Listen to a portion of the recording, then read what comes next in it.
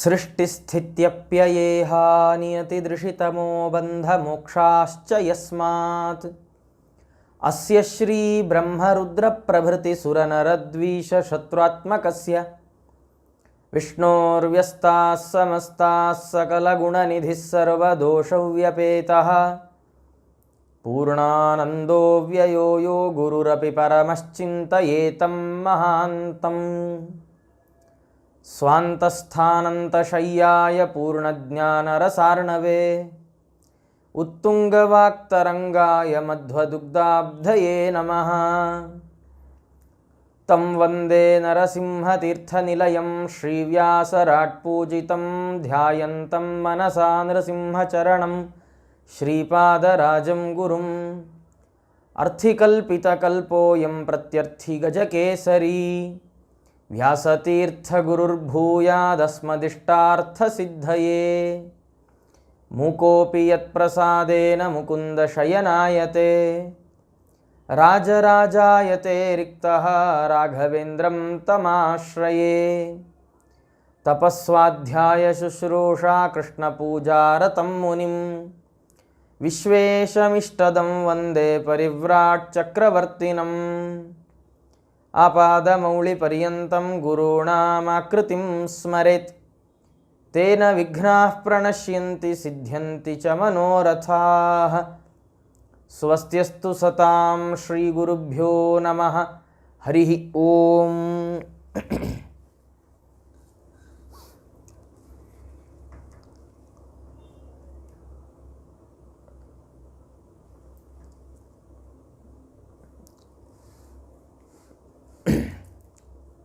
ಎಲ್ಲ ಆಸ್ತಿಕ ಬಂಧುಗಳನ್ನು ಅಭಿನಂದಿಸ್ತಾ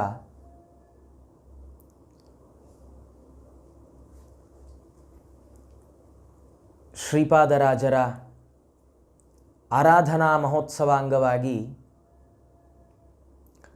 ಶ್ರೀ ಶ್ರೀಪಾದರಾಜ ಮಠದ ಪರಮಪೂಜ್ಯ ಶ್ರೀಪಾದರು ಅನೇಕ ಧಾರ್ಮಿಕ ಉಪನ್ಯಾಸಗಳನ್ನು ಎಲ್ಲ ಆಸ್ತಿಕ ವರ್ಗಕ್ಕೆ ಅನುಕೂಲ ಆಗುವ ನಿಟ್ಟಿನಲ್ಲಿ ಆಯೋಜನೆ ಮಾಡಿದ್ದಾರೆ. ಅಂಥ ಉಪನ್ಯಾಸಗಳಲ್ಲಿ ಒಂದು ಆಚಾರ್ಯರ ಚರಿತ್ರೆಯನ್ನು ಆಮೂಲಾಗ್ರವಾಗಿ ತಿಳಿಸಿಕೊಡುವಂತಹ, ಆಚಾರ್ಯರನ್ನು ಸ್ವಯಂ ಕಂಡು ಆಚಾರ್ಯರ ಸಮಕಾಲದಲ್ಲೇ ಇದ್ದು ಅನೇಕ ವಿಷಯಗಳನ್ನು ಆಚಾರ್ಯರ ಆಪ್ತರಿಂದ ಆಚಾರ್ಯರ ಶಿಷ್ಯರಿಂದ ಕೇಳಿ ತಾವು ಕಣ್ಣಾರೆ ಕಂಡು ಅದನ್ನು ಕಾವ್ಯ ರೂಪದಲ್ಲಿ ಬರೆದಂತಹ ಶ್ರೀ ನಾರಾಯಣ ಪಂಡಿತಾಚಾರ್ಯರ ಕೃತಿಯಾದ ಸುಮಧ್ವ ವಿಜಯ, ಅದರ ಉಪನ್ಯಾಸ ಮಾಲಿಕೆಯು ಒಂದು. ಅದರಲ್ಲಿ ಈಗಾಗಲೇ ಅನೇಕ ವಿಷಯಗಳನ್ನು ನಾವು ಕೇಳಿದ್ದೇವೆ. ಅನೇಕ ಸರ್ಗಗಳಲ್ಲಿ ಬರುವ ಆಚಾರ್ಯರ ಅನೇಕ ಕಥೆಗಳನ್ನು ನಾವು ಕೇಳಿದ್ದೇವೆ. ಮುಖ್ಯವಾಗಿ ನಾವು ಕೇಳುವ ಮುಂಚೆ ಗಮನಿಸಿಕೊಳ್ಳಬೇಕಾದ ಅಂಶ ಏನು ಅಂದರೆ, ಸುಮಧ್ವ ವಿಜಯ ಅನ್ನುವಂಥ ಈ ಕೃತಿ ಏನಿದೆ, ನಾರಾಯಣ ಪಂಡಿತಾಚಾರ್ಯರ ಕೃತಿ, ಇದು ಕೇವಲ ಕಾವ್ಯ ಅಲ್ಲ, ಕೇವಲ ಇತಿಹಾಸವೂ ಅಲ್ಲ. ಇತಿಹಾಸ ಪ್ರಜ್ಞೆ ಇರುವ ವ್ಯಕ್ತಿ ಕವಿ ಹೃದಯದಿಂದ ಬರೆದಂಥ ಕೃತಿ ಇದು. ಹಾಗಾಗಿ ಇದು ಐತಿಹಾಸಿಕ ಕಾವ್ಯ ಅಂತ ಕರೆಸಿಕೊಳ್ಳುತ್ತೆ. ಹಾಗಾಗಿ ಒಬ್ಬ ಇತಿಹಾಸವನ್ನು ಬರೆಯುವವನಿಗಿರಬೇಕಾದ ಇತಿಹಾಸ ಪ್ರಜ್ಞೆಯ ಜೊತೆಗೆ ಓದುಗರಿಗೆ ಬೇಸರ ಆಗದಂತೆ ಆಚಾರ್ಯರ ಚರಿತ್ರೆಯನ್ನು ಕಾವ್ಯವಾಗಿ ನಮಗೆ ಹಣೆದುಕೊಟ್ಟು ಮಹಾ ಉಪಕಾರವನ್ನು ಮಾಡಿದ್ದಾರೆ ನಾರಾಯಣ ಪಂಡಿತಾಚಾರ್ಯರು. ಅದರಲ್ಲಿ ಅನೇಕ ಕಥೆಗಳನ್ನು ಹೇಳ್ತಾ 14 ಸರ್ಗಗಳ ಕಥಾಭಾಗವನ್ನು ನಿರೂಪಣೆ ಮಾಡಿ ಮುಂದೆ 15ನೆಯ ಸರ್ಗದಲ್ಲಿ ಆಚಾರ್ಯರು ವಿಷ್ಣು ಮಂಗಲದಲ್ಲಿ ಚಾತುರ್ಮಾಸ್ಯಕ್ಕೆ ಕುಳಿತ ಕಥೆಯೊಂದಿಗೆ 14ನೇ ಸರ್ಗ ಮುಕ್ತಾಯವಾಗಿರುತ್ತೆ. ಅಲ್ಲಿ 15ನೇ ಸರ್ಗವನ್ನು ಪ್ರಾರಂಭ ಮಾಡ್ತಾ ಪಂಡಿತಾಚಾರ್ಯರು ಭೂಯೋ ಬೋಧಃ ತಥೋ ಭೂಯೋ ವ್ಯಾಚಖ್ಯೌ ಭಾಷ್ಯಮದ್ಭುತಂ ಗ್ರಾಮೇ ಗ್ರಾಮೀಣ ಸಾಮಾನ್ಯೇ ವಸಂಸ್ತತ್ರಾಮರಾಲಯೇ ಅಂತ ಪ್ರಾರಂಭ ಮಾಡ್ತಾ ವಿಷ್ಣು ಮಂಗಲದಲ್ಲಿ ಆಚಾರ್ಯರು ಚಾತುರ್ಮಾಸ್ಯ ವ್ರತವನ್ನು ತಾವು ಕೈಗೊಂಡಿದ್ದಾರೆ. ಎಲ್ಲರಿಗೆ, ವಿಶೇಷವಾಗಿ ಸನ್ಯಾಸಿಗಳಿಗೆ ಅತ್ಯಂತ ಮಹತ್ತರವಾದಂಥ ವ್ರತ ಈ ಚಾತುರ್ಮಾಸ್ಯ ವ್ರತ. ಈ ಚಾತುರ್ಮಾಸ್ಯ ವ್ರತವನ್ನು ವಿಷ್ಣು ಮಂಗಲದಲ್ಲಿ ಕೈಗೊಂಡಂತಹ ಆಚಾರ್ಯರು ಅದೇ ವಿಷ್ಣು ಮಂಗಲದ 1 ಕಿಲೋಮೀಟರ್ ಅಲ್ಲೇ ಹತ್ತಿರದಲ್ಲಿ ಒಂದು ಅಮರಾಲಯ ಅಂತ ದೇವಸ್ಥಾನ, ಊರಿನ ಹೆಸರು ಅದೇ, ದೇವಾಲಯದ ಹೆಸರು ಅದೇ. ಇವತ್ತಿನ ಭಾಷೆಯಲ್ಲಿ ಕೂಡ್ಲು ಅಂತ ಇವತ್ತಿನ ಭಾಷೆಯಲ್ಲಿ ಅದರ ವ್ಯವಹಾರ ಇರುವಂಥದ್ದು. ಆ ಜಾಗದಲ್ಲಿ, ಆ ದೇವಸ್ಥಾನದಲ್ಲಿ ಆಚಾರ್ಯರು ತಾವು ಉಪನ್ಯಾಸಕ್ಕಾಗಿ ಕುಳಿತಿದ್ದಾರೆ. ಕುಳಿತ ಆಚಾರ್ಯರು ಉಪನ್ಯಾಸ ಮಾಡಲಿಕ್ಕೆ ಪ್ರಾರಂಭ ಮಾಡೋದಕ್ಕಿಂತ ಮುಂಚೆ ಎದುರು ಸಾಲಿನಲ್ಲಿ ಕುಳಿತಂತಹ ಜನರನ್ನು ಅವರು ನೋಡಿದ್ದಾರೆ. ಎಲ್ಲ ಜನರನ್ನು ನೋಡಿದ್ದಾರೆ. ಹಾಗೆ ನೋಡುವಾಗ ಎದುರು ಭಾಗದ ಸಾಲಿನಲ್ಲಿ ಮೊಟ್ಟ ಮೊದಲಿಗರಾಗಿ ತ್ರಿವಿಕ್ರಮ ಪಂಡಿತಾಚಾರ್ಯರು ತಾವು ಕೂತಿದ್ದಾರೆ. ಈಗಾಗಲೇ ಆಚಾರ್ಯರ ಭಾಷ್ಯದ ಸವಿಯನ್ನುಂಡವರು ತ್ರಿವಿಕ್ರಮ ಪಂಡಿತಾಚಾರ್ಯರು. ಆ ಕಾಲಕ್ಕಾಗಲೇ ತ್ರಿವಿಕ್ರಮ ಪಂಡಿತಾಚಾರ್ಯರು ಬಹಳ ದೊಡ್ಡ ವಿದ್ವಾಂಸರಾಗಿ ಹೆಸರು ಗಳಿಸಿದವರು, ಅದ್ವೈತ ಸಿದ್ಧಾಂತದಲ್ಲಿ ಬಹಳ ಪ್ರಚಂಡರು ಅಂತ ಅನ್ನಿಸಿಕೊಂಡವರು. ಅವರು ತಮ್ಮ ಸಹೋದರರಾದ ಶಂಕರ ಪಂಡಿತರ ಮನೆಯಲ್ಲಿ ಆಚಾರ್ಯರ ಗ್ರಂಥಗಳನ್ನು ಕಂಡು ಅದನ್ನು ಅಧ್ಯಯನ ಮಾಡಿ ಅದರ ಸವಿಯನ್ನುಂಡು ತಮಗೆ ಬಂದ ಕೆಲವು ಸಮಸ್ಯೆಗಳನ್ನು ನೇರವಾಗಿ ಚರ್ಚೆ ಮಾಡಿ ಪರಿಹಾರ ಮಾಡಿಕೊಳ್ಬೇಕು ಅನ್ನುವ ದೃಷ್ಟಿಯಿಂದ ಆಚಾರ್ಯರ ಎದುರು ಭಾಗದಲ್ಲಿ ಕುಳಿತಿದ್ದಾರೆ ಉಪನ್ಯಾಸಕ್ಕೆ. ಅವರು ಆಚಾರ್ಯರ ಉಪನ್ಯಾಸದ ಶ್ರೋತೃಗಳೂ ಹೌದು, ಆಚಾರ್ಯರಿಗೆ ಪ್ರತಿವಾದಿಗಳಾಗುವ ರೀತಿಯಲ್ಲಿಯೂ ಇದ್ದವರು. ಹಾಗಾಗಿ ಅದನ್ನು ಆಚಾರ್ಯರು ತಾವು ನೋಡಿದ್ದಾರೆ. ನೋಡಿದ ಆಚಾರ್ಯರು ತಮ್ಮ ಭಾಷ್ಯ ಉಪನ್ಯಾಸವನ್ನು ಪ್ರಾರಂಭ ಮಾಡಿದ್ದಾರೆ. ಅದ್ಭುತವಾದ ರೀತಿಯಲ್ಲಿ ಆ ಉಪನ್ಯಾಸ ನಡೀತಾ ಇರುವಂಥದ್ದು.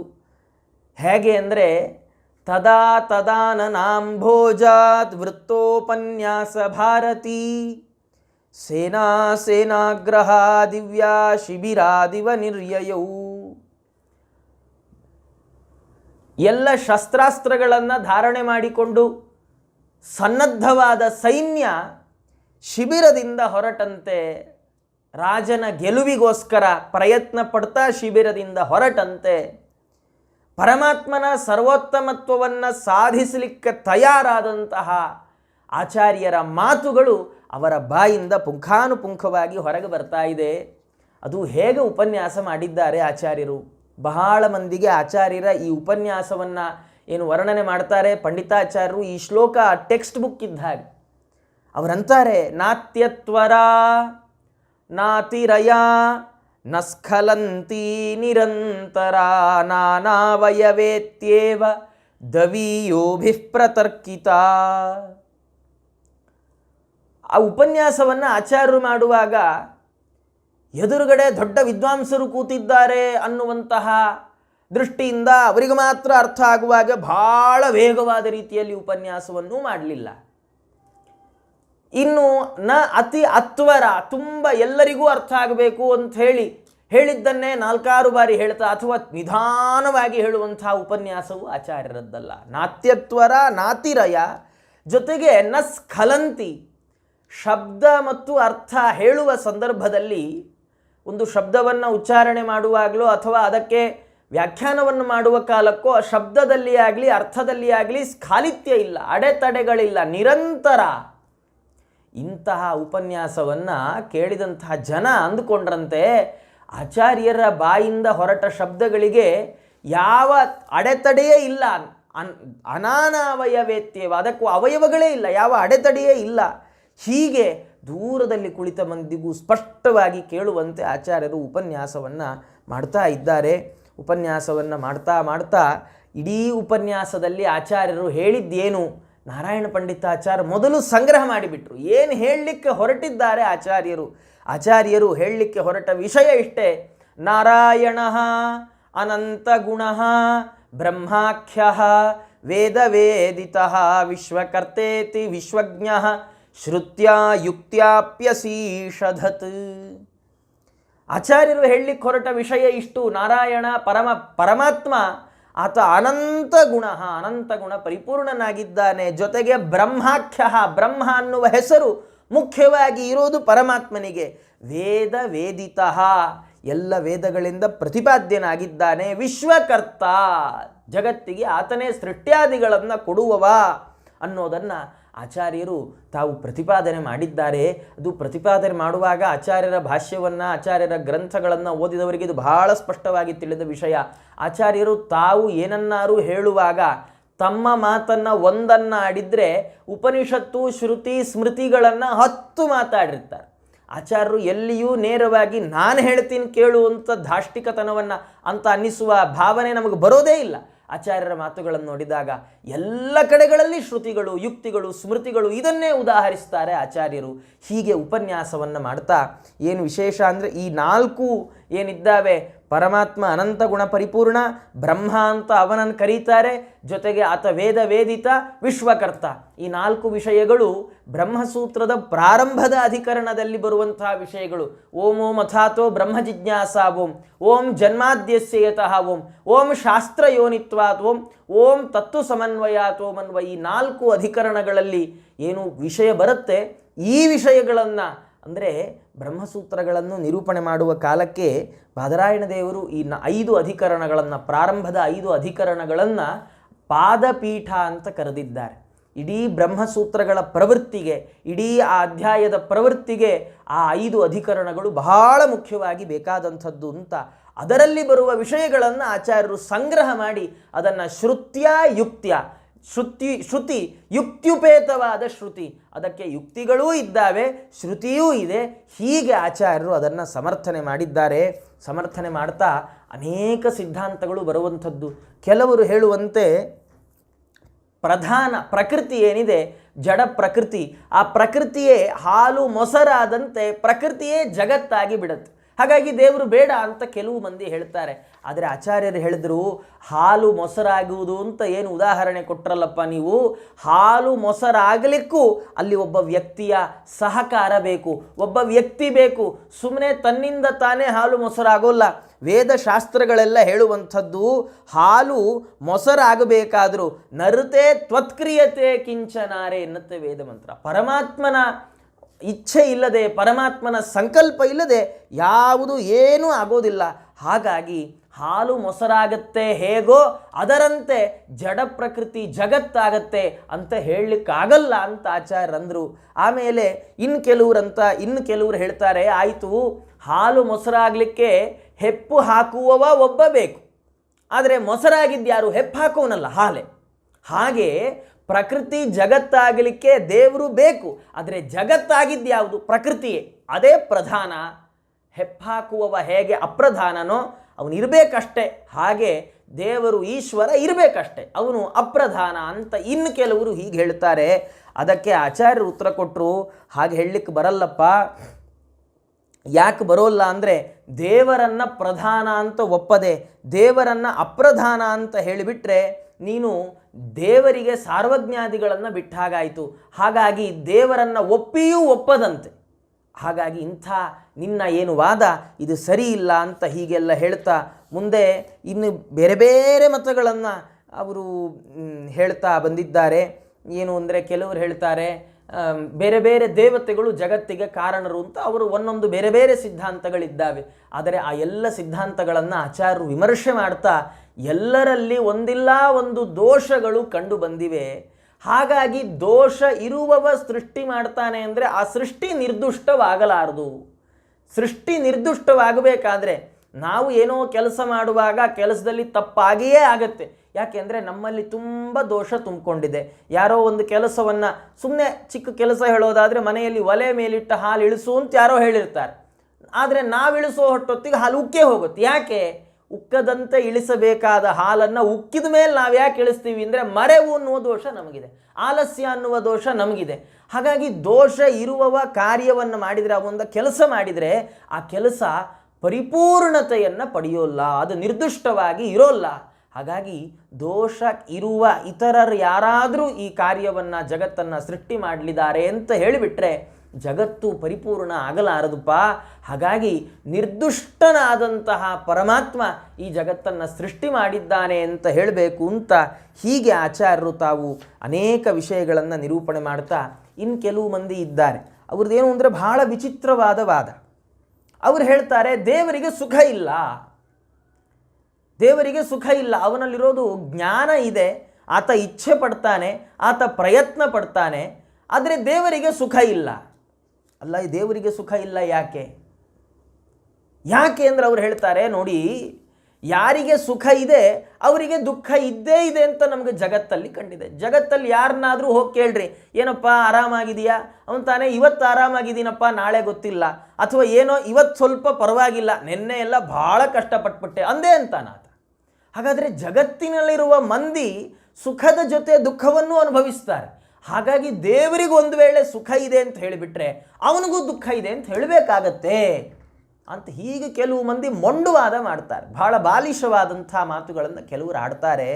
ಆದರೆ ಆಚಾರ್ಯ ಪ್ರಶ್ನೆ ಮಾಡಿದರು, ಏವಂ ಚೇದ್ವಿಮತೋ ಜ್ಞಾನಿ ನ ಭ್ರಾಂತಿರಹಿತತ್ವತಃ. ನೋಡಪ್ಪ, ಹಾಗಾದರೆ ನೀ ಹೇಳ್ತಿ ದೇವರಿಗೆ ದುಃಖ ಇಲ್ಲ ಆದ್ದರಿಂದ ಸುಖ ಇಲ್ಲ. ಹಾಗಾದರೆ ನಾ ಕೇಳ್ತೀನಿ, ದೇವರಿಗೆ ಜ್ಞಾನ ಇದೆಯೋ ಇಲ್ವೋ? ಯಾಕೆ?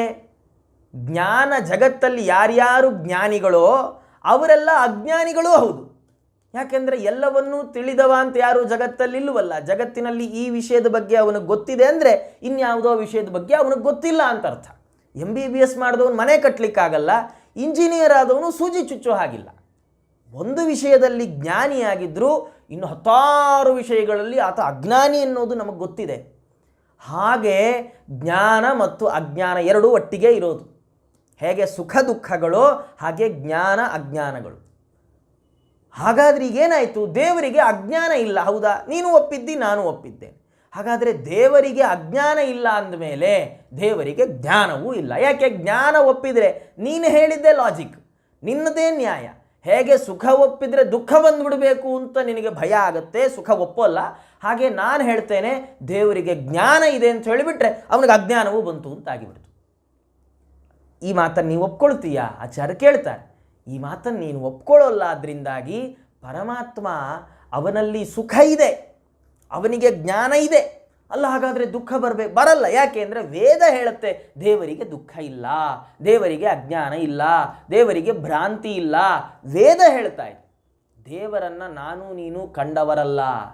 ಆಚಾರ್ಯ ಎಂಥ ಸುಂದರ ಸಿದ್ಧಾಂತ ಪ್ರತಿಪಾದನೆ ಮಾಡ್ತಾರೆ. ಆಚಾರ್ಯ ಅಂತಾರೆ, ದೇವರನ್ನು ನಾವು ನಮ್ಮಂತೆ ಅಂತ ಅಂದುಕೊಂಡ್ರೆ ಎಲ್ಲ ತಪ್ಪು.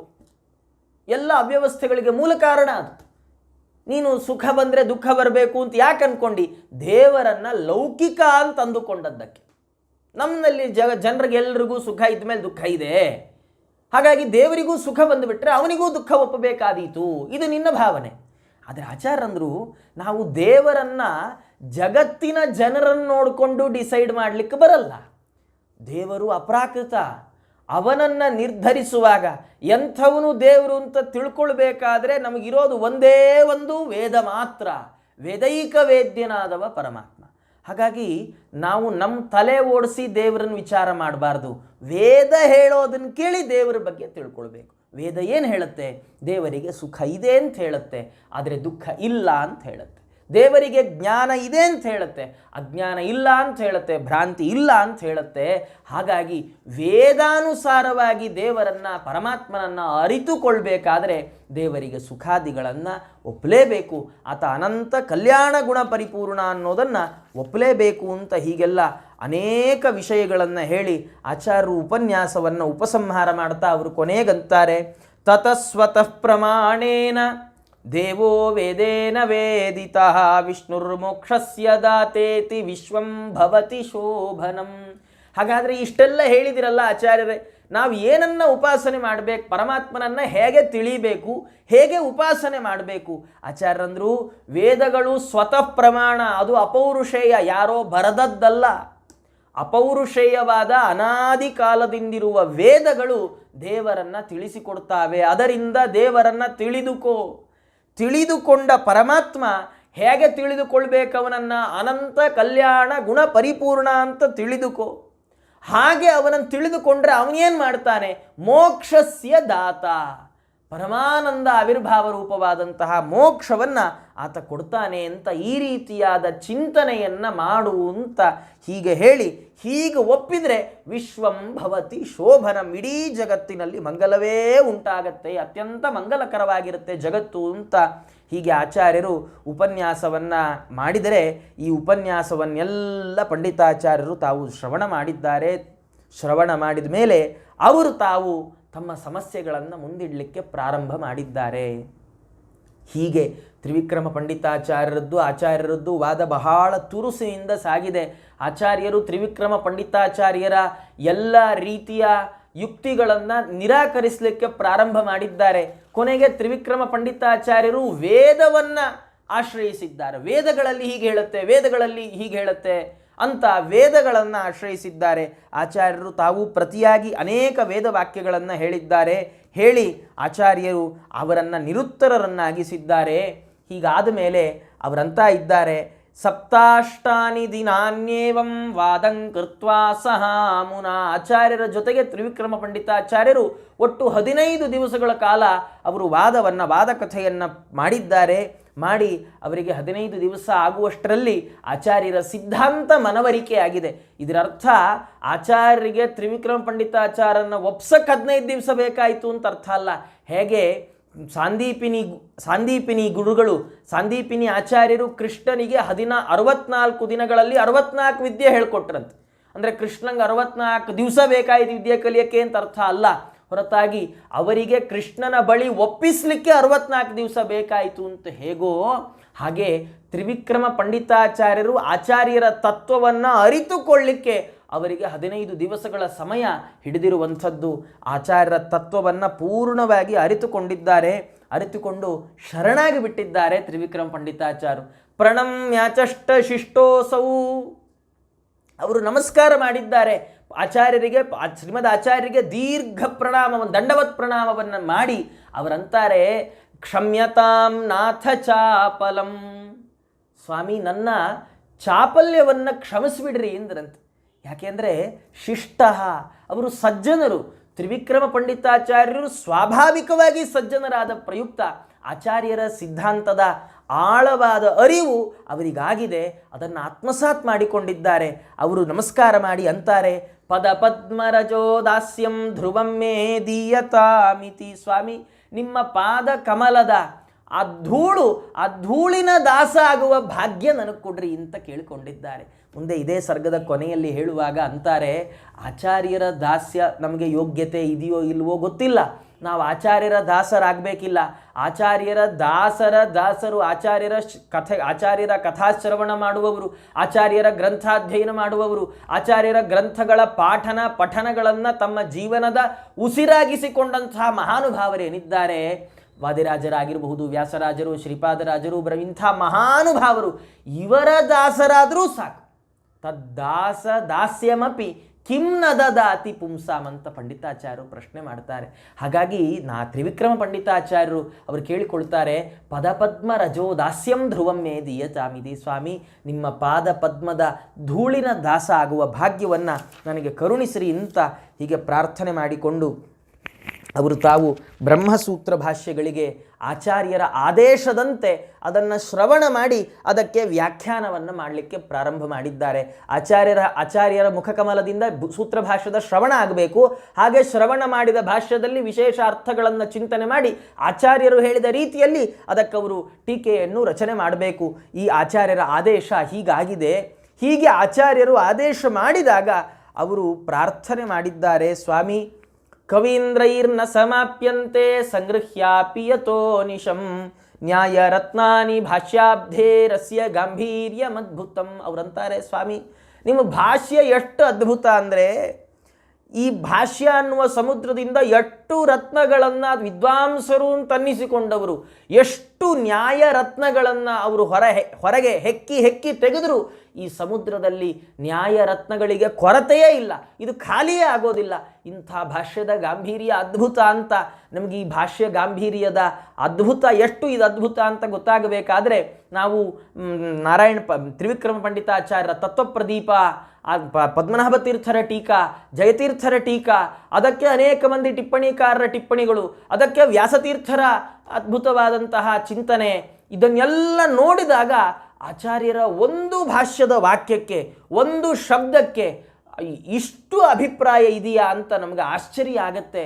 ಹಾಗಾಗಿ ಇಂಥ ಅದ್ಭುತವಾದ ಭಾಷ್ಯವನ್ನು ತಾವು ರಚನೆ ಮಾಡಿಕೊಟ್ಟಿದ್ದೀರಿ. ಜೊತೆಗೆ ದಶೋಪನಿಷತ್ತುಗಳು, ಅವುಗಳ ಭಾಷ್ಯ, ಆ ಭಾಷ್ಯ 10 ಮಂದಿ ಆ ಲೋಕಪಾಲಕರಾದ ದೇವತೆಗಳಂತೆ ಇದ್ದಾವೆ. ಜೊತೆಗೆ ಈ ಗೀತಾ ತಾತ್ಪರ್ಯ ಮತ್ತು ಗೀತಾ ಭಾಷ್ಯ, ಭಗವದ್ಗೀತೆಗೆ, ಕೃಷ್ಣನ ಮುಖಕಮಲದಿಂದ ಬಂದ ಭಗವದ್ಗೀತೆಗೆ ತಾವೇನು 2 ಗ್ರಂಥಗಳನ್ನು ರಚನೆ ಮಾಡಿದ್ದೀರಿ, ಭಾಷ್ಯ ಮತ್ತು ತಾತ್ಪರ್ಯ. ಅದರಿಂದಾಗಿ ಹೇಗೆ ಸೂರ್ಯ ಚಂದ್ರರು ತಮ್ಮ ಕಿರಣಗಳಿಂದ ಜಗತ್ತನ್ನೇ ಬೆಳಗುತ್ತಾರೆ, ಹಾಗೆ ಯಾರು ಶಾಸ್ತ್ರ ಜಗತ್ತಿನಲ್ಲಿದ್ದಾರೆ ಆ ಎಲ್ಲ ಪ್ರಮೇಯವನ್ನು ನೀವು ಬೆಳಗಿ ಬಿಟ್ಟಿದ್ದೀರಿ.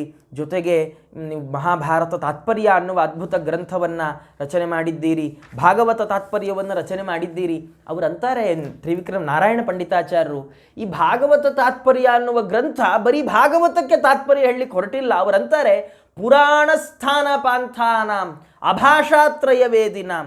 ಅವರು ಇಡೀ ಪುರಾಣ ಪ್ರಪಂಚದಲ್ಲಿ ಯಾರಿಗೆ ದರ್ಶನ, ಸಮಾಧಿ, ಗುಹ್ಯ ಅನ್ನುವ ಪುರಾಣದ 3 ಬಗೆಯ ಭಾಷೆ ಗೊತ್ತಿಲ್ಲ, ಅವರಿಗೆ ಇಡೀ ಪುರಾಣ ಪ್ರಪಂಚವನ್ನು, ಪುರಾಣ ವಾಂಗ್ಮಯವನ್ನು ಹೇಗೆ ಅರ್ಥ ಮಾಡಿಕೊಳ್ಬೇಕು ಅಂತ ಹೇಳಿಕೊಡ್ಲಿಕ್ಕೇನೋ ಎಂಬಂತೆ ಭವತಾ ಸುಸಖ ಚಕ್ರೇಶ್ವರಿ ಭಾಗವತ ನಿರ್ಣಯ. ಅವರಿಗೆಲ್ಲ ಒಳ್ಳೆ ಗೆಳೆಯ. ಹೇಗೆ ಗೊತ್ತಿಲ್ಲದ ದಾರಿಯಲ್ಲಿ ನಡೆಯುವಾಗ ಯಾರಾದರೂ ದಾರಿ ಗೊತ್ತಿರುವವ ಬಂದು ನಾನು ಕರ್ಕೊಂಡು ಹೋಗ್ತೀನಿ ಬಾಪ್ಪ ಅಂದರೆ ಎಷ್ಟು ಆನಂದ ಆಗುತ್ತೆ, ನಿರಾಯಾಸವಾಗಿ ಹಾದಿ ಕ್ರಮಿಸ್ತೇವೆ. ಹಾಗೆ ಪುರಾಣದ ದಾರಿಯಲ್ಲಿ ಇರುವವರಿಗೆ, ಪುರಾಣದ ಭಾಷೆ ಗೊತ್ತಿಲ್ಲದವರಿಗೆ ಭಾಗವತ ತಾತ್ಪರ್ಯ ಅನ್ನುವ ಒಳ್ಳೆ ಗೆಳೆಯನನ್ನು ನೀವು ಮಾಡಿಕೊಟ್ಟಿದ್ದೀರಿ. ಅಂದರೆ ಇಡೀ ಪುರಾಣಗಳಿಗೆ ಭಾಗವತ ತಾತ್ಪರ್ಯ ಭಾಷ್ಯದಂತಿದೆ ಅಂತ ಅದನ್ನು ಕೊಂಡಾಡ್ತಾ ಮುಂದೆ ತಂತ್ರಸಾರ ಅನ್ನುವ ಗ್ರಂಥ ಅವರಂತಾರೆ ಹೇಗೆ ದೇವತೆಗಳೆಲ್ಲ ಸಮುದ್ರವನ್ನು ಮಥನ ಮಾಡಿ ಮಾಡಿ ಮಾಡಿ ಅದರಿಂದ ಕಲ್ಪವೃಕ್ಷವನ್ನು ಪಡೆದುಕೊಂಡ್ರೋ, ಆ ಕಲ್ಪವೃಕ್ಷದ ಬುಡದಲ್ಲಿ ನಿಂತು ಅದರ ಬಳಿ ನಿಂತು ಏನು ಕೇಳಿದರೂ ಅದರಿಂದ ಪಡ್ಕೊಳ್ತಾ ಇದ್ದಾರೋ, ಹಾಗೆ ನಿಮ್ಮ ತಂತ್ರಸಾರ ಸಂಗ್ರಹ ಅನ್ನುವ ಗ್ರಂಥ ಕಲ್ಪವೃಕ್ಷದಂತೆ, ಹೇಗೆ ದೇವತೆಗಳು ಕಲ್ಪವೃಕ್ಷದ ನೆರಳನ್ನು ಆಶ್ರಯಿಸಿ ಬದುಕ್ತಾರೋ ಹಾಗೆ ಎಲ್ಲರೂ ಕೂಡ ತಂತ್ರಸಾರ ಸಂಗ್ರಹವನ್ನು ಆಶ್ರಯಿಸಿ ತಮ್ಮ ಅಭೀಷ್ಟವನ್ನು ಅವರು ಪಡೆದುಕೊಳ್ಳಬಹುದಾಗಿದೆ ಅಂತ ಹೀಗೆ ಅನೇಕ ಈ ಗ್ರಂಥಗಳನ್ನೆಲ್ಲ ನಿರೂಪಣೆ ಮಾಡಿ ಕೊನೆಗೆ ಪಂಡಿತಾಚಾರ್ಯ ಅಂತಾರೆ, ನಾನಾ ಸುಭಾಷಿತ ಸ್ತೋತ್ರ ಗಾಥಾದಿ ಕೃತಿ ಸತ್ಕೃತಿ ತ್ವಯಿ ರತ್ನಾಕರೇ ರತ್ನ ಶ್ರೇಣೀರ್ವಾ ಗಣಯಂತಿಕೆ. ಅನೇಕ ಸುಭಾಷಿತಗಳು, ಅನೇಕ ಸ್ತೋತ್ರಗಳು, ಅನೇಕ ಗಾಥೆಗಳು, ಅನೇಕ ಗೀತೆಗಳು, ಹೀಗೆ ಎಷ್ಟು ರಚನೆ ಮಾಡಿದ್ದೀರಿ ಸ್ವಾಮಿ ತಾವು. ಇವತ್ತಿಗೆ ಯಾವುದೋ ಒಬ್ಬ ಸಣ್ಣ ಕವಿ, ಸುಮ್ಮನೆ ಏನೋ ಕವಿ ಅಂತ ಅನ್ನಿಸಿಕೊಂಡವನೇ ಕೂತಾಗೆಲ್ಲ ಗೀಚಿ ಗೀಚಿ ಗೀಚಿ ಬಿಡ್ತಾನೆ, ಒಂದಿಷ್ಟನ್ನು ಪಾಠಕ್ಕೆ ಸೇರಿಸ್ತಾರೆ, ಒಂದಿಷ್ಟು ಏನೇನೋ ಆಗತ್ತೆ. ಹೀಗೆ ಲೌಕಿಕರಾದ ಇವತ್ತಿನ ಕವಿಗಳು ಅಂತ ಅನ್ನಿಸಿಕೊಂಡವರೇ ಇಷ್ಟು ಬರೆಯುವಾಗ ಆಚಾರ್ಯರು ಎಷ್ಟು ಕೃತಿಗಳನ್ನು ರಚನೆ ಮಾಡಿರಬೇಡ. ನಮಗಿವತ್ತು ಉಪಲಬ್ಧ ಇರುವಂತಹ ಕೃತಿಗಳು ಕೆಲವಿರಬಹುದು, ಕೆಲವು ಆಚಾರ್ಯರ ಪುಟ್ಟ ಒಂದೊಂದೇ ಶ್ಲೋಕಗಳು, ಅದ್ಭುತವಾದ ಶ್ಲೋಕಗಳು ಕೆಲವೆಲ್ಲ. ಕೆಲವು ಶ್ಲೋಕಗಳನ್ನು ಹೇಳ್ತಾ ಚಂಚಲೋಯಂ ಮನೋಮೀನಃ ಅನೇಕ ಶ್ಲೋಕಗಳನ್ನು ಉಲ್ಲೇಖ ಮಾಡ್ತಾರೆ. ಚಂಚಲೋಯಂ ಮನೋಮೀನಃ ಸಮಾನೇಯ ಹರಿಸ್ಥಲೆ ವಿಷಯೋದಕ ಸಂಚಾರಿ ಸದ್ಭಕ್ತಿ ಬಡಿಶಾಹೃತ ಅಂತ ಅನೇಕ ಇದಕ್ಕೆ ಪಾಠಾಂತರಗಳು ಸಿಗ್ತವೆ. ಹೀಗೆ ಅನೇಕ ಶ್ಲೋಕಗಳು ಆಚಾರ್ಯರಿಂದ ರಚಿತವಾದ್ದು. ರಾಮೋಖಿಲಾನಂದ ತನುಹು ಇತ್ಯಾದಿ ಶ್ಲೋಕಗಳು, ಇನ್ನೂ ಅನೇಕ ಶ್ಲೋಕಗಳು ಆಚಾರ್ಯರಿಂದ ರಚಿತವಾದದ್ದು ಲಿಖಿತವಾಗಿ ನಮಗಿವತ್ತಿಗೆ ಉಪಲಬ್ಧ ಆಗ್ತಾ ಇದೆ. ಹೀಗೆ ಅದನ್ನೆಲ್ಲವನ್ನು ವರ್ಣನೆ ಮಾಡಿ ಕೊನೆಗೆ ತ್ರಿವಿಕ್ರಮ ಪಂಡಿತಾಚಾರ್ಯ ಅಂತಾರೆ, ಹೇಗೆ ಚಿಂತಾಮಣಿ ಚಿಕ್ಕದಾಗಿದ್ದರೂ ಕೂಡ, ಚಿಕ್ಕಮಣಿ, ಚಿಂತಾಮಣಿ ಅಂದರೆ ದೊಡ್ಡ ಬೆಟ್ಟ ಅಲ್ಲ, ಚಿಕ್ಕ ಮಣಿಯಾದರೂ ಕೇಳಿದ್ದನ್ನೆಲ್ಲ ಮಿತವಾದ ಮಣಿಯು ಅಮಿತವಾದ ಅರ್ಥವನ್ನು, ಸಂಪತ್ತನ್ನು ಹೇಗೆ ಕೊಡುತ್ತೋ ಹಾಗೆ ಈ ಕಿರಿದಾಗಿದ್ದರೂ ನೋಡಲಿಕ್ಕೆ ಬಹಳ ಚಿಕ್ಕ ಗ್ರಂಥ ಅಂತ ಅನ್ನಿಸ್ಬೇಕು. ಮಾಯಾವಾದ ಖಂಡನ ಅಂತ, ಉಪಾಧಿ ಖಂಡನ ಅಂತ, ಪ್ರಪಂಚ ಮಿಥ್ಯಾತ್ವಾನುಮಾನ ಖಂಡ, ಹೀಗೆಲ್ಲ ಅನೇಕ ಗ್ರಂಥಗಳು. ತತ್ವೋದ್ಯೋತ ಅನ್ನುವ ಗ್ರಂಥ ನೋಡಲಿಕ್ಕೆ ಬಹಳ ಕಿರಿದು, ಕಥಾಲಕ್ಷಣ, ಪ್ರಮಾಣ ಲಕ್ಷಣಾದಿಗಳು, ಆದರೆ ಅಪಾರವಾದ ಅರ್ಥವನ್ನು ಪ್ರತಿಪಾದನೆ ಮಾಡುವ ಮೂಲಕ ಇಡೀ ಶಾಸ್ತ್ರ ಪ್ರಮೇಯವನ್ನು ನಮಗದು ಕಟ್ಟಿಕೊಡ್ತಾ ಇದೆ. ಇಂಥ ಗ್ರಂಥಗಳೆಲ್ಲ ಇದೇ ನಿಜ. ಪಂಡಿತಾಚಾರ್ಯರು ಈಗ ನಿಜವಾದ ವಿಷಯವನ್ನು ಹೇಳ್ತಾ ಅವರಂತಾರೆ, ಹೇಗೆ ಎಲ್ಲ ದೇವತೆಗಳಿದ್ದಾಗ್ಯೂ ತಾರಕಾಸುರನ ಸಂಹಾರಕ್ಕೆ ಸ್ಕಂದನನ್ನು ಪ್ರಾರ್ಥನೆ ಮಾಡಿದರೋ ಎಲ್ಲ ದೇವತೆಗಳು. ಹಾಗೆ ಅಪರೋಪಿಷ್ಯತೆ ಸ್ಮಾಭಿ ಗ್ರಂಥೇ ಶ್ವೇತೇಷು ಸತ್ಸ್ವಪಿ ಸತ್ಸ್ವಪೀಂದ್ರಾದಿಷು ಪುರ ತಾರಕಾರಿರಿವಾಮರೈಹಿ. ಈ ಎಲ್ಲ ಗ್ರಂಥಗಳಿದ್ದಾಗ್ಯೂ ಕೂಡ ನಮಗೆ ಇನ್ನೊಂದು ಗ್ರಂಥವನ್ನು, ತಮ್ಮಿಂದ ಇನ್ನೊಂದು ಗ್ರಂಥದ ರಚನೆ ಆಗಬೇಕು ಅಂತ ನಾವು ಪ್ರಾರ್ಥನೆ ಮಾಡ್ತಾ ಇದ್ದೇವೆ. ಯಾಕೆ ಈ ಪ್ರಾರ್ಥನೆಯ ಹಿನ್ನೆಲೆ ಏನು? ಅವರಂತಾರೆ, ಗ್ರಂಥೇಭ್ಯ ಏಭ್ಯೋ ಗಾಧೇಭ್ಯ ಯುಕ್ತಯೋ ನೋ ದುರುದ್ಧರಾ ಮನೋಮಾಂದ್ಯಾತ್ ತಥೋ ಗ್ರಂಥಂ ವ್ಯಕ್ತ ತರ್ಕತತಿಂ ಕುರು. ಅವರಂದರು, ಆಚಾರ್ಯ ನೀವಿಷ್ಟೆಲ್ಲ ಗ್ರಂಥಗಳನ್ನು ನಮಗಾಗಿ ರಚನೆ ಮಾಡಿಕೊಟ್ಟಿದ್ದೀರಿ, ಆದರೆ ಈ ಅಗಾಧವಾದ ಗಂಭೀರವಾದ ಈ ಗ್ರಂಥ ರಾಶಿಯಿಂದಾಗಿ ಯುಕ್ತಿಗಳನ್ನು, ಭಗವತ್ ಸರ್ವೋತ್ತಮತ್ವವನ್ನು, ಭಗವಂತನ ಗುಣಪರಿಪೂರ್ಣತ್ವವನ್ನು, ಭಗವಂತನ ದೋಷರಾಹಿತ್ಯವನ್ನು, ಭಗವಂತನ ಸಕಲ ಕರ್ತೃತ್ವವನ್ನು, ಭಗವಂತನ ಸಕಲ ಪ್ರತಿಪಾದ್ಯತ್ವವನ್ನು ನಮಗೆ ತಿಳಿದುಕೊಳ್ಳಿಕ್ಕೆ ಬೇಕಾದ ಯುಕ್ತಿಗಳನ್ನು ಎಲ್ಲ ನಾವು ಉದ್ಧಾರ ಮಾಡುವುದು ಬಹಳ ಕಷ್ಟದ ಕೆಲಸ ಆಗಿದೆ. ಯಾಕೆ? ಗ್ರಂಥ ಅರ್ಥ ಆಗಲ್ವಾ? ಗ್ರಂಥ ಸರಿ ಇಲ್ವಾ? ಅಲ್ಲ, ಮನೋಮಾಂದ್ಯ ಆತಂದ್ರು. ನೀವು ಮಾಡಿದ್ದ ಅದ್ಭುತವಾದ ಗ್ರಂಥಗಳು, ಆದರೆ ನಮ್ಮ ಬುದ್ಧಿಗೆ ಅದೆಲ್ಲ ತೋಚೋಲ್ಲ. ನಮ್ಮ ಮನಸ್ಸು ಮಂದವಾಗಿದೆ. ಎಷ್ಟೇ ವೋಲ್ಟಿನ ಕರೆಂಟ್ ಇದ್ದರೂ ನಮ್ಮ ಮನೆಯಲ್ಲಿರೋ ಸಾಧನಗಳು ಸ್ವಲ್ಪ ಕಮ್ಮಿ ಇದ್ದರೆ ಅದು ಕೆಲಸ ಮಾಡೋಲ್ಲ, ಹಾಳಾಗಿ ಹೋಗುತ್ತೆ. ಹಾಗೆ ಈ ಗ್ರಂಥಗಳು ಬಹಳ ದೊಡ್ಡ ಯುಕ್ತಿಗಳ ರಾಶಿ, ಆದರೆ ನಮ್ಮ ಬುದ್ಧಿ ಬಹಳ ಚಿಕ್ಕದು. ಈ ಗ್ರಂಥಗಳಿಂದ ಯುಕ್ತಿಯನ್ನು ಉದ್ಧಾರ ಮಾಡೋದು ನಮಗೆ ಬಹಳ ಅಸಾಧ್ಯವಾದ ಕೆಲಸ ಸ್ವಾಮಿ. ಹಾಗಾಗಿ ವ್ಯಕ್ತ ತರ್ಕ ತತಿಂ, ಇನ್ನೊಂದು ಗ್ರಂಥವನ್ನು ವ್ಯಕ್ತ ತರ್ಕ ತತಿ, ಸುಲಭವಾಗಿ ನ್ಯಾಯಗಳ ಅನುಸಂಧಾನ ಆಗುವಂತಹ ಒಂದು ಗ್ರಂಥವನ್ನು ತಾವು ರಚನೆ ಮಾಡಿಕೊಡ್ರಿ ಅಂತ ಪ್ರಾರ್ಥನೆ ಮಾಡಿದ್ದಾರೆ.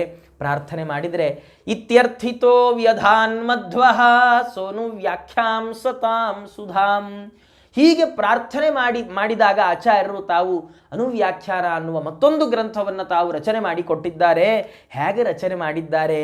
ಅವರು 4 ಮಂದಿ ಶಿಷ್ಯರನ್ನು ಕೂಡಿಸಿದ್ದಾರೆ. ಯುಗಪದ್ರ ಚಯನ್ನೇನಾಂ ಕದಾಚಿತ್ಸ ನಿರಂತರಂ ಚತುರಶ್ಚತುರ ಶಿಷ್ಯಾಲ್ ನೀಲಯಾ ಲೇಖಯತ್ ಖಲು. ಒಮ್ಮೆ ಏಕಕಾಲದಲ್ಲಿ 4 ಮಂದಿ ಶಿಷ್ಯರನ್ನು ಕೂಡಿಸಿ 4 ಅಧ್ಯಾಯಾತ್ಮಕವಾದ ಕೃತಿಯನ್ನು ಏಕಕಾಲದಲ್ಲಿ ಹೇಳಿದ್ದಾರೆ 4 ಮಂದಿ ಶಿಷ್ಯರಿಗೆ. ಇಷ್ಟು ಅದ್ಭುತವಾದ ರೀತಿಯಲ್ಲಿ, ಅನೂಹ್ಯವಾದ ರೀತಿಯಲ್ಲಿ ಅನುವ್ಯಾಖ್ಯಾನವನ್ನು ರಚನೆ ಮಾಡಿದ್ದಾರೆ. ಅದಕ್ಕಾಗಿ ಮತ್ತೆ ಇನ್ನೊಂದು ನ್ಯಾಯ ವಿವರಣ ಅನ್ನುವ ಕೃತಿಯನ್ನು ತಾವು ರಚನೆ ಮಾಡಿಕೊಟ್ಟಿದ್ದಾರೆ.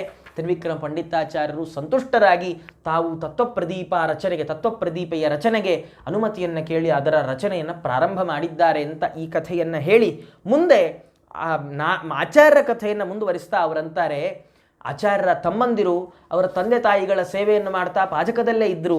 ಆದರೆ ತಂದೆ ತಾಯಿಗಳು ಸ್ವರ್ಗಸ್ಥರಾಗಿದ್ದಾರೆ. ಬೇಕಾದಷ್ಟು ಸಂಪತ್ತು ಕಾಲಕ್ರಮದಲ್ಲಿ ಕರಗಿ ಹೋಗಿದೆ. ತಂದೆ ತಾಯಿಗಳು ಮೃತರಾದ ಕೆಲವೇ ಸಮಯಕ್ಕೆ ಆಚಾರ್ಯರ ತಮ್ಮಂದಿರು ವಿರಕ್ತರಾಗಿದ್ದಾರೆ. ಆಚಾರ್ಯರ ಬಳಿ ಬಂದಿದ್ದಾರೆ. ಬಂದು ಸನ್ಯಾಸಾಶ್ರಮಕ್ಕಾಗಿ ಪ್ರಾರ್ಥನೆ ಮಾಡಿದ್ದಾರೆ. ಆಚಾರ್ಯರು ಇದು ಕಾಲ ಅಲ್ಲ ಅಂತ ಹೇಳಿ ಕಾಲ ಬಂದಾಗ ನಾನು ಕೊಡ್ತೇನೆ ಅಂತ ಅವರನ್ನು ಮರಳಿ ಕಳುಹಿಸಿದ್ದಾರೆ. ಅವರು ಪುನಃ ಚಾತುರ್ಮಾಸ್ಯ ಮುಗಿದ ಮೇಲೆ ಆಚಾರ್ಯರ ಬಳಿ ಬಂದಿದ್ದಾರೆ. ಆಚಾರ್ಯರು ಅವರಿಗೆ ಪ್ರಣವೋಪದೇಶವನ್ನು ಮಾಡಿ, ಯಾರು ಭಾವಿ ಬ್ರಹ್ಮರೋ ಅವರಿಂದಲೇ ಪ್ರಣವೋಪದೇಶ, ಪ್ರಣವ ಜಪಕ್ಕೆ ಮುಖ್ಯ ಅಧಿಕಾರಿಗಳು ವಾಯುದೇವರು, ಅವರಿಂದ ಪ್ರಣವೋಪದೇಶವನ್ನು ಪಡೆದ ಮಹಾನುಭಾವರು ಆಚಾರ್ಯರ ತಮ್ಮಂದಿರಾಗಿ ಅವರು ಬಂದವರು. ಅವರಿಗೆ ವಿಷ್ಣು ತೀರ್ಥ ಅನ್ನುವ ಶ್ರೀ ವಿಷ್ಣು ತೀರ್ಥ ನಾಮಾಸ್ಮೈ ಪ್ರೀತಿ ತೀರ್ಥ ಪ್ರದತ್ತವಾನ್, ವಿಷ್ಣು ತೀರ್ಥ ಅನ್ನುವ ಹೆಸರನ್ನು ಕೊಟ್ಟಿದ್ದಾರೆ. ಹೇಳಿ ಕೇಳಿ ಆಚಾರ್ಯರ ಸಾಕ್ಷಾತ್ ತಮ್ಮಂದಿರು. ಅವರು ಯಾರನ್ನ ತಂದೆ ತಾಯಿ ಅಂತ ಆಚಾರ್ಯರು ವ್ಯವಹಾರ ಮಾಡಿದ್ದಾರೆ, ಅದೇ ಅವರನ್ನೇ ತಂದೆ ತಾಯಿ ಅಂತ ವ್ಯವಹಾರ ಮಾಡುವ ಭಾಗ್ಯವನ್ನು ಪಡೆದ ಮಹಾನುಭಾವರು. ಅವರಿಗೆ ಹೇಳ್ತಾ, ಏನು ಆಚಾರ್ಯರು ಮಧ್ವಾನುಜೇ ಮಧ್ವನಾಥೋ ಯಂ ಪ್ರಸಾದಂ ವ್ಯಧಾತ್ತದಾ ಸಚಿತ್ತ ವಿಷಯತ್ವಾದ್ವಾ ಗೋಪ್ಯತ್ವಾದ್ವಾ ನ ವರ್ಣ್ಯತೆ. ಆಚಾರ್ಯರ ತಮ್ಮಂದಿರಿಗೆ ಆಚಾರ್ಯರ ಸ್ವಾಮಿಯಾದ ಪರಮಾತ್ಮ ಎಂಥ ಅನುಗ್ರಹ ಮಾಡಿದ ಅನ್ನೋದನ್ನು ನಾವು ಹೇಳೋದಿಲ್ಲ ಅಂತಾರೆ ನಾರಾಯಣ ಪಂಡಿತಾಚಾರ್ಯ. ಯಾಕೆಂದ್ರೆ 2 ಕಾರಣ. ಒಂದು, ಸಚಿತ್ತ ವಿಷಯತ್ವ, ನಾನು ಹೇಳಿ ನಿಮ್ಗೆ ಅರ್ಥ ಆಗಲ್ಲ ಅಂದರು. ಅದು ಬುದ್ಧಿಗೆ ನಿಲುಕುವಂಥ ಅನುಗ್ರಹ ಅಲ್ಲ, ಅಸಾಧಾರಣವಾದ ಅನುಗ್ರಹ. ಇನ್ನೊಂದು, ಕೆಲವು ವಿಷಯಗಳನ್ನು ಹೇಳಬಾರ್ದು, ಗೌಪ್ಯ, ಅದು ದೇವ ರಹಸ್ಯ, ಹಾಗಾಗಿ ಅದನ್ನು ಹೇಳೋಲ್ಲ. ಇಷ್ಟು ಇಷ್ಟು ಅನುಗ್ರಹಕ್ಕೆ ಪಾತ್ರರಾದವರು ವಿಷ್ಣು ತೀರ್ಥರು. ಅದಾದ ಮೇಲೆ ಇನ್ನೊಬ್ಬರಿಗೆ ಸನ್ಯಾಸವನ್ನು ಕೊಟ್ಟಿದ್ದಾರೆ ಶೋಭನ ಭಟ್ಟರು, ಗೋದಾವರಿ ತೀರದ ಒಬ್ಬ ವಿದ್ವಾಂಸರು. ಅವರು ಪ್ರಾರಂಭದಲ್ಲಿ ಈಗಾಗಲೇ ಆಚಾರ್ಯರು ದಕ್ಷಿಣ ಸಂಚಾರವನ್ನು ಮಾಡುವ ಕಾಲಕ್ಕೆ ಆಚಾರ್ಯರನ್ನ ಕಂಡು ಅವರ ಬಳಿ ವಾಕ್ಯಾರ್ಥವನ್ನು ಮಾಡಿದವರು ಶೋಭನ ಭಟ್ಟರು ಅಂತ. ಅವರು ತಾವು ಆಚಾರ್ಯರ ಬಳಿಗೆ ಬಂದಿದ್ದಾರೆ. ಬಂದು ಆಚಾರ್ಯರಿಂದ ಜ್ಞಾನವನ್ನು ಪಡೆದುಕೊಂಡರು, ಆಚಾರ್ಯರಿಂದ ವಿದ್ಯೆಯನ್ನು ಪಡೆದುಕೊಂಡರು, ಆಚಾರ್ಯರಿಂದ ಶಿಷ್ಯತ್ವವನ್ನು ಪ್ರಣವ ಉಪದೇಶವನ್ನು ಕೂಡ ಆಚಾರ್ಯರು ತಾವು ಪಡೆದುಕೊಂಡಿದ್ದಾರೆ. ಹೀಗೆ ಅವರನ್ನು ಹೇಳುವಾಗ ಕರ್ನಾಟಕ ಋಷಿಕೇಶ ತೀರ್ಥರು ತಮ್ಮ ಸಂಪ್ರದಾಯ ಪದ್ಧತಿಯಲ್ಲಿ ಹೇಳುವಾಗ ಕರ್ನಾಟಕ ಪೂರ್ವ ಸಜ್ಜನ ಗುರುಹು ಶ್ರೀ ಪದ್ಮನಾಭಾಹ್ವಯ ಅಂತ ಆಚಾರ್ಯರ ಶಿಷ್ಯರಲ್ಲಿ ಇಬ್ಬರು ಪ್ರಧಾನ ಶಿಷ್ಯರು, ಒಂದು ವಿಷ್ಣು ತೀರ್ಥರು, ಇನ್ನೊಂದು ಪದ್ಮನಾಭ ತೀರ್ಥರು ಅಂತ ಉಲ್ಲೇಖ ಮಾಡ್ತಾ ಹೀಗೆ ಅವರು ತೇಷು ಮುಖ್ಯವು ವಿಷ್ಣು ತೀರ್ಥ ಪದ್ಮನಾಭಾಖ್ಯ ಯೋಗಿನೋ ಅಂತ ರಜತಪೀಠಪುರ ಮಹಾತ್ಮೆಯಲ್ಲಿ ಉಲ್ಲೇಖ ಕಾಣುವಂಥದ್ದು. ಹೀಗೆ ಅದ್ಭುತವಾದ ರೀತಿಯಲ್ಲಿ ಅವರು ವಿದ್ವಾಂಸರಾಗಿ ಆಚಾರ್ಯರ ಶಿಷ್ಯತ್ವವನ್ನು ವಹಿಸಿದ್ದಾರೆ. ಆಚಾರ್ಯ ನಾರಾಯಣ ಪಂಡಿತಾಚಾರ್ಯ ಹೇಳ್ತಾ ಅನಯೋ ಪ್ರಥಮೇ ಶಿಷ್ಯಾಶ್ಚರಮೇ ಚಾಭವನ್ನಿಹ. ಅನೇಕ ಮಂದಿ ಶಿಷ್ಯರು, ಇವರಿಬ್ಬರಿಗಿಂತ ಮುಂಚೆ ತಗೊಂಡವರು ಶಿಷ್ಯರಾದವರು, ಇವರಿಬ್ಬರ ನಂತರದಲ್ಲಿ ಶಿಷ್ಯರಾದವರು. ಯತೀಂದ್ರಾಹ ಬಹುದೇಶಜಃ, ಒಂದೇ ಊರಿನವರು ಒಂದೇ ಸ್ಥಳದವರಲ್ಲ, ಬೇರೆ ಬೇರೆ ಕಡೆಗಳ ಅನೇಕ ಮಂದಿ ಶಿಷ್ಯರು ಆಚಾರ್ಯರಿಗಿದ್ದಾರೆ ಅಂತ ಹೀಗೆಲ್ಲ ಹೇಳ್ತಾ ಋಷಿಕೇಶ ತೀರ್ಥರು, ಜನಾರ್ದನ ತೀರ್ಥರು, ನರಸಿಂಹ ತೀರ್ಥರು, ಉಪೇಂದ್ರ ತೀರ್ಥರು, ವಾಮನ ತೀರ್ಥರು, ರಾಮತೀರ್ಥರು, ಅಧೋಕ್ಷಜ ತೀರ್ಥರು ಅಂತ 8 ಮಂದಿ ಪೀಠಾಧಿಪತಿಗಳನ್ನು ಶಿಷ್ಯರನ್ನು ತಾವು ಸ್ವೀಕಾರ ಮಾಡಿದ್ದಾರೆ. ಹೀಗೆ ಇನ್ನೂ ಅನೇಕ ಮಂದಿ ಶಿಷ್ಯರು, ಅವರ ಶಿಷ್ಯರು, ಅವರ ಪ್ರಶಿಷ್ಯರು. ಹೀಗೆ ಅವರ ಶಿಷ್ಯರಲ್ಲಿ ಸ್ವಲ್ಪ ವೈಚಿತ್ರ್ಯ ಇತ್ತು. ಎಲ್ಲರೂ ಒಂದೇ ಥರದ ಶಿಷ್ಯರಿರಲಿಲ್ಲ. ಗುರುವಾಗಿ ಕೂತವ ಪಾಠಕ್ಕೆ 10 ಮಂದಿ ವಿದ್ಯಾರ್ಥಿಗಳು ಕೂತಾಗ ಎಲ್ಲರೂ ಒಂದೇ ಥರ ಇರೋಲ್ಲ ಅನ್ನೋದನ್ನು ಅರ್ಥ ಮಾಡಿಕೊಂಡು ಪಾಠ ಮಾಡಲಿಕ್ಕೆ ಕೂತ್ರೆ ಆತ ಒಳ್ಳೆಯ ಗುರುವಾಗ್ತಾನೆ. ಆಚಾರ್ಯರ ಶಿಷ್ಯರು ಹೀಗೆ ಇದ್ರದ್ದು. ಅವ್ರು ಹೇಳ್ತಾರೆ ಭೂರಿ ಭಕ್ತಿ ಭರ ಕೇಚಿತ್ ಅಪ್ಯಲ್ಪ ಶ್ರುತ ಸಂಪದ ಅಪ್ಯಲ್ಪ ಬೋಧ ಅಪರೇ ಬಹುಶ್ರುತ ಮಹಾಗುಣಾ. ಕೆಲವರು ಶ್ರವಣವನ್ನು ಬಹಳ ಸ್ವಲ್ಪೇ ಮಾಡಿದ್ರು. ಶ್ರುತ ಸಂಪದರು ಸ್ವಲ್ಪ, ಅವರ ಶ್ರವಣ ಸ್ವಲ್ಪ ಇತ್ತು, ಆದರೆ ಎಷ್ಟು ಭಕ್ತಿ, ಎಷ್ಟು ಅನುಷ್ಠಾನ, ಎಷ್ಟು ಅದರ ಅನುಸಂಧಾನ ಅಷ್ಟು ಅದ್ಭುತ. ಇನ್ನು ಕೆಲವರು ಅವರು ಬುದ್ಧಿಯಲ್ಲಿ ಸ್ವಲ್ಪ ಕಡಿಮೆ, ಅಪ್ಯಲ್ಪ ಬೋಧರು, ಅವರೆಲ್ಲ ಬುದ್ಧಿಯಲ್ಲಿ ಸ್ವಲ್ಪ ಕಡಿಮೆ, ಆದರೆ ಆ ಕಡಿಮೆ ಬುದ್ಧಿ ಇದೆ ನಾನು ಯಾಕೆ ಓದಲಿ ಅಂತ ಶ್ರವಣದಿಂದ ಹಿಂಜರಿದವರಲ್ಲ. ಎಷ್ಟು ಬಾರಿ ಆಚಾರ್ಯರು ಪಾಠ ಮಾಡಿದರೆ ಅಷ್ಟು ಬಾರಿ ಹೋಗಿ ಕೂಡ್ತಿದ್ರು. ಬಹುಶ್ರುತ ಮಹಾಗುಣ, ಅದರಿಂದ ಮಹಾತ್ಮರಾಗಿದ್ದವರು.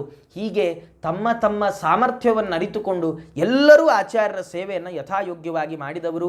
ಜೊತೆಗೆ ಲಿಕುಚ ವಂಶದ ಮನೆತನದ ವಿದ್ವಾಂಸರು, ಗೃಹಸ್ಥ ಶಿಷ್ಯರು ಅನೇಕ ಮಂದಿ ಇದ್ದವರು. ಹೀಗೆ ಅವರ ಮಹತ್ವವನ್ನು ಹೇಳ್ತಾ ಆಚಾರ್ಯರು ಕೋನೇಚ್ಛತ್ ಸುಲಭಂ ಭಕ್ತಿಯ ತತ್ಪಾದ ಸುರಪಾದಪಂ ಅಂತ ಪಂಡಿತಾಚಾರ್ಯರಂತಾರೆ. ಭಕ್ತಿಗೆ ಸುಲಭವಾಗಿ ದೊರಕುವ ಆಚಾರ್ಯರ ಪಾದವನ್ನು ಯಾರು ತಾನೇ ಬಯಸೋಲ್ಲ ಅಂತ ಹೀಗೆ ಹೇಳಿ ಅವರು ಏಕಪಾಠದಲ್ಲಿ ಚಾತುರ್ಮಾಸ್ಯವನ್ನು ಮಾಡ್ತಾ ಇದ್ದಾರೆ. ಅವರು ಕೊನೆಗಂತಾರೆ ಪಂಡಿತಾಚಾರ್ಯರು ಆಚಾರ್ಯರ ಮಹಿಮೆಯನ್ನೆಲ್ಲ ಅವರ ಶಿಷ್ಯರ ಮಹಿಮೆಯನ್ನು ಸೇರಿಸಿ ಹೇಳಿ ಅವರಂತಾರೆ ಆನಂದ ತೀರ್ಥ ಭಗವದ್ವದನೆಂದು ಬಿಂಬಂ ವಿದ್ಯಾ ಸುಧಾ ವಿತತ ಕಾಂತಿ ಸುಕಾಂತಿ ಕಾಂತಂ ಯೈಃ ಪ್ರೈಕ್ಷತಾತ್ರ ಭವತಾಪಶಮಾಯ ಭಕ್ತ್ಯೈ ತದ್ದಾಸದಾಸ್ಯಮಪಿ ಕಿನ್ನ ದದಾತಿ ಪುಂಸಃ. ಅವರಂತಾರೆ ಆಚಾರ್ಯರ ಮನೋಹರವಾದ ಮುಖಾರವಿಂದವನ್ನು ಕಂಡಂತಹ, ಆಚಾರ್ಯರ ಶ್ರೇಷ್ಠವಾದ ಪಾದಕಮಲಗಳನ್ನು ಸೇವೆ ಮಾಡಿದಂತಹ ಭಕ್ತರ ದಾಸರ ದಾಸ್ಯವೂ ಕೂಡ ಯಾರಿಗೆ ಅಭೀಷ್ಟವನ್ನು ಕೊಡೋಲ್ಲ. ಹಾಗಾಗಿ ನಾವು ಆಚಾರ್ಯರ ದಾಸರಾಗಬೇಕು ಅಂತ ಅಂದುಕೊಳ್ಬೇಕು. ಆಚಾರ್ಯರ ದಾಸರಾಗುವ ಯೋಗ್ಯತೆ ನಮಗಿದೆಯೋ ಇಲ್ಲವೋ ಗೊತ್ತಿಲ್ಲ. ಕೊನೆಗೆ ಆಚಾರ್ಯರ ದಾಸರು, ಅವರ ದಾಸರು, ಅವರ ದಾಸರು, ಅವರ ದಾಸರು, ಯಾರು ಆಚಾರ್ಯರ ಶಾಸ್ತ್ರವನ್ನು ಶ್ರವಣ ಮಾಡುವವರ ಬಳಿಗೆ ಹೋಗಿ ಅವರ ದಾಸ್ಯವನ್ನು ವಹಿಸಿದರೂ ಸಾಕು. ಹೀಗೆ ಇಷ್ಟು ಮಹತ್ವವನ್ನು ಆಚಾರ್ಯರ ಒಂದು ಚರಿತ್ರೆಗೆ ಇದೆ, ಆಚಾರ್ಯರ ಪಾದಧೂಳಿಗಿದೆ, ಆಚಾರ್ಯರಿಗಿದೆ ಅಂತ, ಆಚಾರ್ಯರ ಶಿಷ್ಯರಿಗಿದೆ ಅಂತ ಹೀಗೆ ಹೇಳ್ತಾ ಅವರು ಎಷ್ಟು ಚೆನ್ನಾಗಿದೆ ಅಂದರೆ ಇದಕ್ಕೆ ಈ ಶ್ಲೋಕಕ್ಕೆ ಪದ್ಯಕ್ಕೆ ವ್ಯಾಖ್ಯಾನ ಮಾಡುವಾಗ ವ್ಯಾಖ್ಯಾನಕಾರ ಹೇಳ್ತಾರೆ ಬರೀ ಈ ಜನ್ಮಕ್ಕೆ ಸಾಲಲ್ಲಂತೆ. ಯಾಕಂದರೆ ನಾವು ಜನ್ಮ ಜನ್ಮಾಂತರಗಳಲ್ಲಿ ಪಾಪನೇ ಮಾಡ್ಕೊಂಡು ಬಂದಿದ್ದೇವೆ. ಹಾಗಾಗಿ ನಾವು ಪ್ರಾರ್ಥನೆ ಮಾಡುವಾಗ ಆಚಾರ್ಯರೇ ಈ ಜನ್ಮಕ್ಕೆ ನಿಮ್ಮ ಸಿದ್ಧಾಂತವನ್ನು ಓದುವ, ನಿಮ್ಮ ಶಾಸ್ತ್ರಗಳನ್ನು ಕೇಳುವ ಭಾಗ್ಯವನ್ನು ನಮಗೆ ಕೊಟ್ಟಿದ್ದೀರಿ, ಆದರೆ ಈ ಜನ್ಮಕ್ಕೆ ಮಾತ್ರ ಇದು ಸಾಕು ಅಂತ ನಾನು ಅಂದ್ಕೊಳ್ಳಿಲ್ಲ ಸ್ವಾಮಿ, ಜನ್ಮ ಜನ್ಮಾಂತರಕ್ಕೆ ನನಗೆ ನಿಮ್ಮ ದಾಸ್ಯವನ್ನು ಕರುಣಿಸಿ ಅಂತ ಆಚಾರ್ಯರಲ್ಲಿ ಪ್ರಾರ್ಥನೆ ಮಾಡಬೇಕು ಅಂತ ತಿಳಿಸಿಕೊಡ್ತಾರೆ. ಈ ದಿಕ್ಕಿನಲ್ಲಿ ನಾವೆಲ್ಲರೂ ಈ ಪರ್ವಕಾಲದಲ್ಲಿ ಆಚಾರ್ಯರಲ್ಲಿ ಪ್ರಾರ್ಥನೆ ಮಾಡಿಕೊಳ್ಳೋಣ, ಆಚಾರ್ಯರ ಕಥೆಯನ್ನು ಕೇಳೋಣ ಅಂತ ಹೇಳ್ತಾ ಈ 2 ಮಾತುಗಳನ್ನು ಅಸ್ಮದ್ ಗುರುವಂತರ್ಗತ ಭಾರತೀ ರಮಣ ಮುಖ್ಯ ಪ್ರಾಣಾಂತರ್ಗತನಾದ ಶ್ರೀಕೃಷ್ಣನಿಗೆ ಅರ್ಪಣೆ ಮಾಡ್ತಾ ಇದ್ದೇನೆ. ಸರ್ವೇಂದ್ರಿಯ ಪ್ರೇರಕೇಣ ಶ್ರೀ ಪ್ರಾಣಪತಿನೇರಿತಃ ಯದವೋಚಮಹಂ ತೇನ ಪ್ರೀಯತಾಂ ಕಮಲಾಲಯ ಮಧ್ವೇಶಾರ್ಪಣಮಸ್ತು ಶ್ರೀಕೃಷ್ಣಾರ್ಪಣಮಸ್ತು.